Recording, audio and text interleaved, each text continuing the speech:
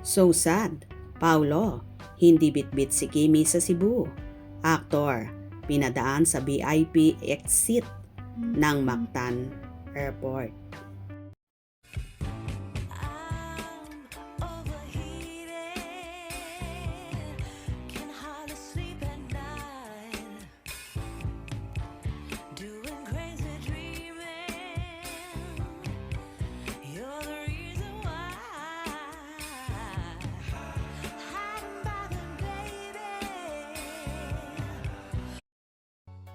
Hindi na talaga naramdaman at nakita ang presensya ni Kim Chiu sa Sinulog Festival kahit may mga bali-balitang nakapuslit ito sa Mactan Airport kasabay ni Paulo Apilino.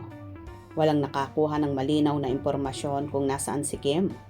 Bagamat may chikang hindi agad dumiretso si Paulo sa Bay Hotel kung saan ang kanilang accommodation na mga kapwa nito male actors na endorser rin ng isang brand ng motorsiklo. Hinihinala ng Kim Paulandia na baka raw dumiretso muna ito sa kondo kung saan naroon si Kim. Pero ayon naman sa ibang chismis, hindi raw talaga bitbit ni Paulo si Kim nang dumating ito sa airport. Sa VIP na raw pinadaan si Paulo pagpasok nito sa airport dahil marami ang nag-aabang na mga fanay sa labas at hindi kasama si Kim. Iniiwasan ng mga security personnels na makaabala sa ibang mga dumadating ang presensya ng aktor.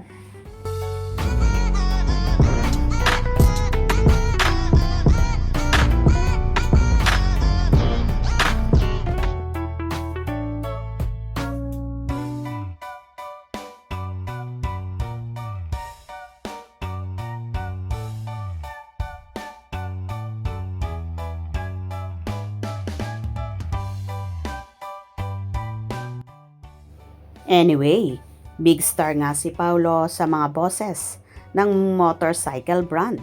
Nakasakay ito sa van kung saan naroon ang anak ng may-ari ng kumpanya at iba pang executives. Hiwalay ang van o coaster ni Jack Roberto, Dominic Roque at iba pa. Isang araw sa pinagkakaguluhan sa parada ay si Paulo, lalo na nang tanggalin nito ang suot niyang shades. Samantala, nagpaandar naman si Kim sa kanyang Instagram kung saan pinostin nito ang video habang nasa duyan sa isang isla.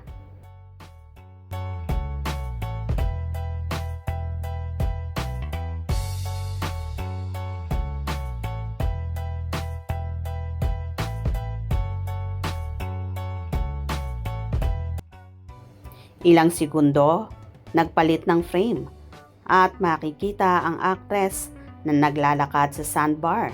Mahaba ang buhok ni Kim sa video. Well, kakaiba talaga ang karisma ni Paulo kaya naman sa VIP na pinadaan ng mga personnel dahil pinagkakaguluhan ito ng mga fanay doon.